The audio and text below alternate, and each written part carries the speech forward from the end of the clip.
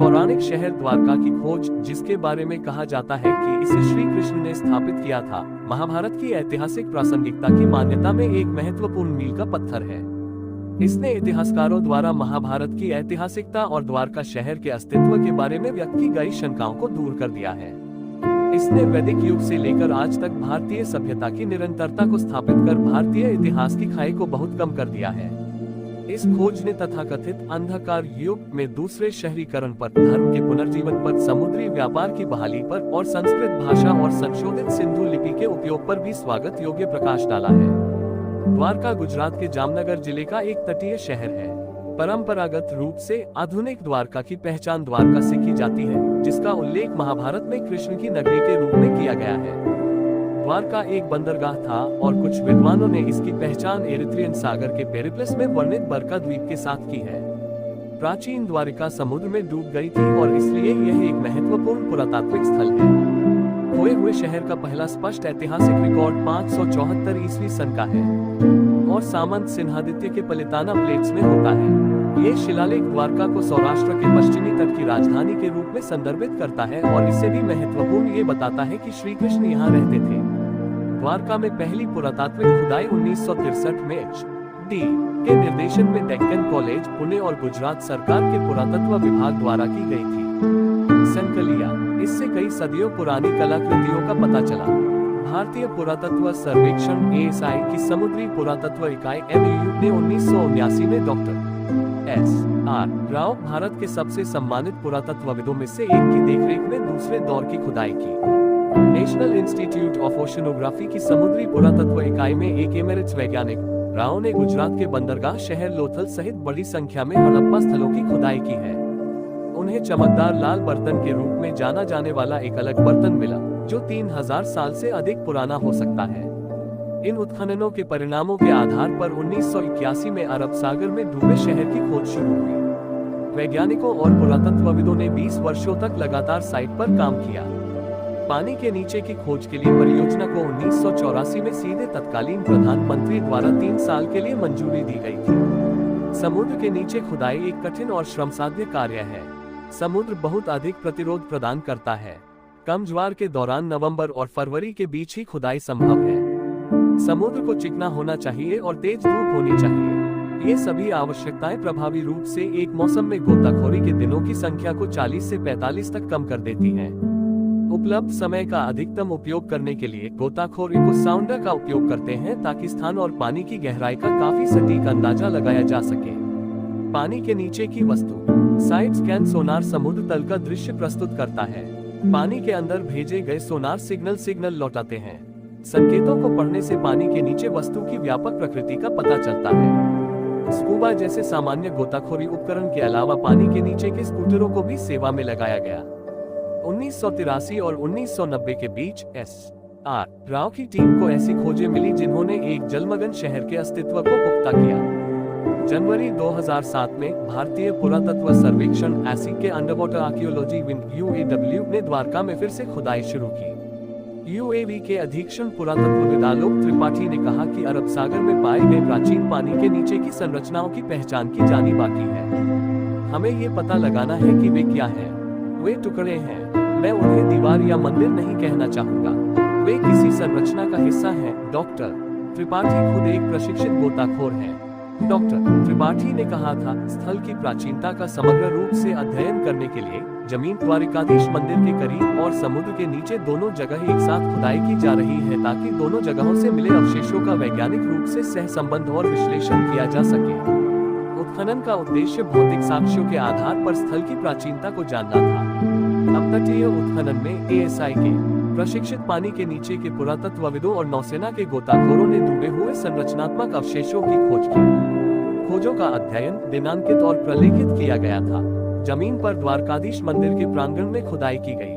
ASI पुरातत्वविदों की मदद के लिए ग्वालियर, लखनऊ, पुणे, वडोदरा, वाराणसी और बीकानेर के छात्र शामिल हुए। खंभात की खाड़ी के उत्खनन स्थल पर निष्कर्ष दूसरी ओर कैम्ब्रे जल की खाड़ी में किए गए अन्वेषणों से बलुआ पत्थर की दीवारें, सड़कों का एक ग्रिड और पानी के नीचे 70 फीट समुद्र बंदरगाह के कुछ साक्ष्य और 7500 ईसा पूर्व की कलाकृतियां सामने आई।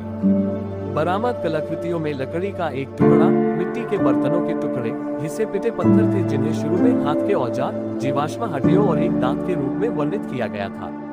कलाकृतियों को हैदराबाद, भारत में राष्ट्रीय भूभौतिकीय अनुसंधान संस्थान NGRI, लखनऊ, भारत में Birbal Sahni institute of palaeobotany BSIP और अहमदाबाद, भारत में भौतिक अनुसंधान प्रयोगशाला में भेजा गया था। लकड़ी का टुकड़ा 9500 साल पुराना कार्बन दिनांकित था। NIOT अक्टूबर 2002 से जनवरी 2003 तक खाड़ी में आगे की जांच के लिए लौट आया। इन खुदाई के दौरान NIOT ने आयताकार और वर्गाकार बेसमेंट जैसी सुविधाओं से घिरे 2 पालेओ चैनलों को खोजने की सूचना दी। ड्रेजिंग के माध्यम से कलाकृतियों को बरामद किया गया, जिसमें मिट्टी के बर्तनों के टुकड़े, माइक्रोलिथ, मवेशी और लीपापोती अवशेष और चूल्हा सामग्री शामिल है। इन कलाकृतियों को मणिपुर विश्वविद्यालय और ऑक्सफोर्ड विश्वविद्यालय की प्रयोगशालाओं में डेटिंग के लिए भेजा गया था और 9000 साल पुराने होने का निष्कर्ष निकाला गया था। मुख्यधारा के वैज्ञानिकों का कहना है कि प्राचीन भारतीय सांस्कृतिक सभ्यता लगभग 4-5000 साल पीछे चली जाती है। फिर भी कैम्बे की खाड़ी के नीचे के खंडहर कम से कम 9000 साल पुराने हैं, जो ये साबित करते हैं कि प्राचीन भारतीय सभ्यता मूल रूप से मानी जाने वाली तुलना में बहुत पुरानी है। द्वारका अन्वेषण स्थल का महाभारत के द्वारका से सहसंबंध कुछ साल पहले जब उनसे पूछा गया कि उन्हें कितना यकीन है कि यह कृष्ण की द्वारिका है, तो राव ने जवाब दिया था, सिर्फ नाम का बोर्ड गायब है। उन्होंने जनवरी 2000 में संस्कृति मंत्रालय को एक प्रस्ताव प्रस्तुत किया, जिसका उद्देश्य भारत द्वारका की पानी के नीचे की सांस्कृतिक विरासत को संरक्षित करना और इसे तीर्थ पर्यटन केंद्र के रूप में बढ़ावा देना था। उनके प्रस्ताव पर 3 चरणों में 14 करोड़ रुपए खर्च होने थे। ये दुखद है कि प्रस्ताव पर विचार नहीं किया गया। संस्कृति मंत्रालय के तत्कालीन सचिव ने द्वारका का दौरा किया और मदद का वादा किया, लेकिन अब तक कुछ नहीं सुना गया। परियोजना के प्रस्ताव में राव लिखते हैं, द्वारका के पहले शहर की किले की दीवारों को बेट द्वारका द्वीप में कुशस्थली में स्थापित किया गया है, जो तट पर और समुद्र में पाए गए हैं और 16वीं शताब्दी ईसा पूर्व के थर्मोल्यूमिनेसेंस डेटिंग पद्धति द्वारा भी दिनांकित है। उनके अनुसार 1979-80 में द्वारकाधीश मंदिर के पास पुरातात्विक खुदाई के दौरान द्वारका के आधुनिक शहर के पास प्राचीन द्वारका के अस्तित्व का सुराग मिला था। लगभग 3500 साल पहले समुद्र से नष्ट हुए एक बंदरगाह शहर के नष्ट हुए मलबे और मिट्टी के बर्तनों ने सबूत प्रदान किया। ये सबूत गोमती नदी के मुहाने के पास अरब सागर में शुरुआती खुदाई का कारण है, जहां द्वारका का आधुनिक शहर खड़ा है। भारतीय पौराणिक कथाओं में इस बात की भरमार है कि मूल द्वारका कैसी दिखती थी। महाभारत का कहना है कि द्वारका में 900 शाही महल थे, जो सभी क्रिस्टल और चांदी से बने थे और पन्ने से सजाए गए थे। शहर बुलेवार्ड्स, सड़कों, बाजारों, विधानसभा घरों और मंदिरों की एक विस्तृत प्रणाली से जुड़ा हुआ था। ये किंवदंतियां भारतीयों के दिमाग में इतने लंबे समय से अंकित है कि उनकी प्रामाणिकता पर सवाल नहीं उठाया जाता है। सौभाग्य से भारत के समुद्री पुरातत्व विभाग की कृपा से बचपन की कहानियां काफी हद तक साकार हो पाई हैं। समुद्री पुरातात्विक अन्वेषणों ने विभिन्न आकृतियों, पत्थर के लंगर और अन्य कलाकृतियों की कई संरचनाओं पर प्रकाश डाला है।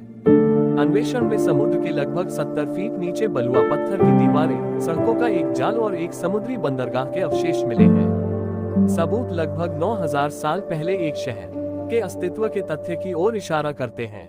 साथ ही उनके अनुसार यह ऐतिहासिक और मध्ययुगीन काल के दौरान सबसे महत्वपूर्ण और व्यस्त बंदरगाहों में से एक था।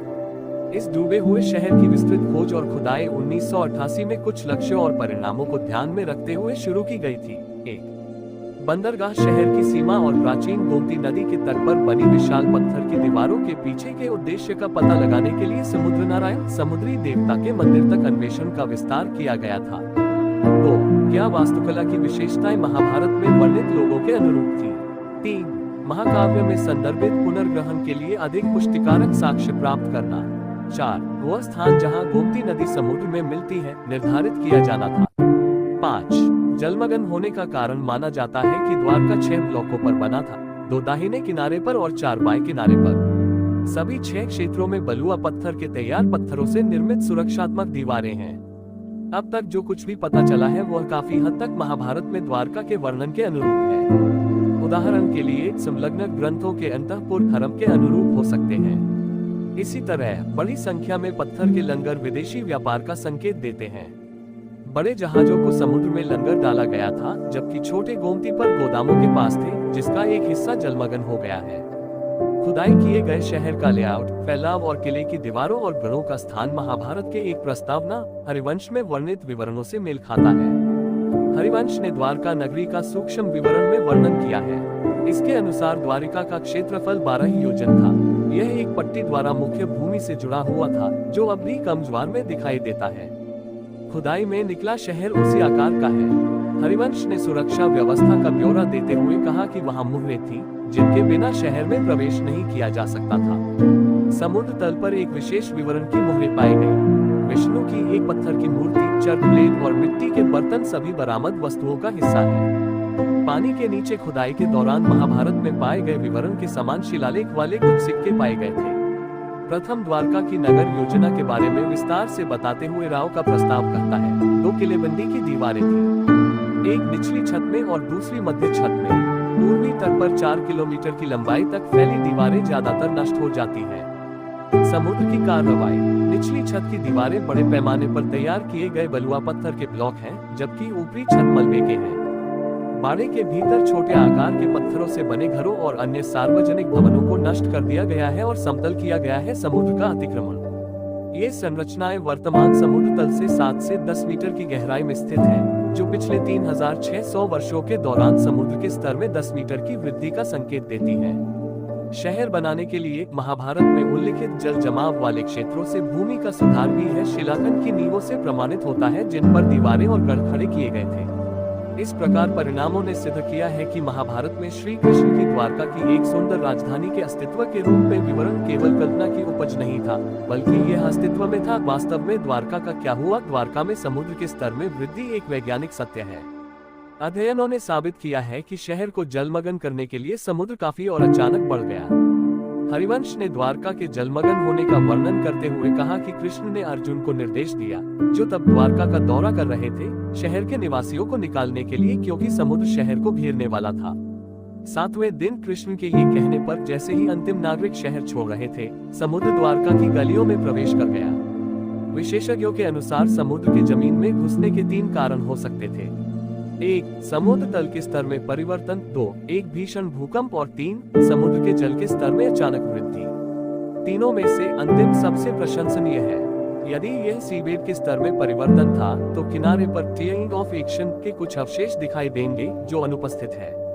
भूकंप से इनकार किया जा सकता है, क्योंकि भूकंप के झटकों के कारण संरचनाएं नहीं है। तीसरा कारण सबसे स्वीकार्य है, क्योंकि इसी तरह की घटना बहरीन के तटों पर उसी समय के आसपास हुई थी, जैसा कि हाल के कुछ निष्कर्षों से संकेत मिलता है। यहाँ ये ध्यान दिया जाना चाहिए कि बहरीन में तट और अपतटीय पानी के नीचे की खुदाई पर काफी काम किया गया है, जिसने पश्चिमी तट और वर्तमान बहरीन क्षेत्र के तटों के बीच एक गहरे और नियमित व्यापार और अन्य संबंधों का संकेत दिया है। द्वारका आज भी भारत में सबसे अच्छी तरह से अध्ययन किए गए पानी के नीचे के स्थलों में से एक है। द्वारका नवंबर और फरवरी के अंत के बीच सबसे अच्छा दौरा किया जाता है, जब शहर में कड़ाके की ठंड का अनुभव होता है। हालांकि यदि आप द्वारका के भव्य रूप से मनाए जाने वाले जन्माष्टमी उत्सव में भाग लेना चाहते हैं, तो अगस्त और सितंबर के बीच शहर का दौरा करना सार्थक होगा। नतीजतन सितंबर से मार्च के महीने द्वारका जाने के लिए आदर्श है। हालांकि शहर हर साल समान रूप से आकर्षक है। भगवान कृष्ण द्वारका के शहर के बारे में सब कुछ। वीडियो देखने के लिए धन्यवाद।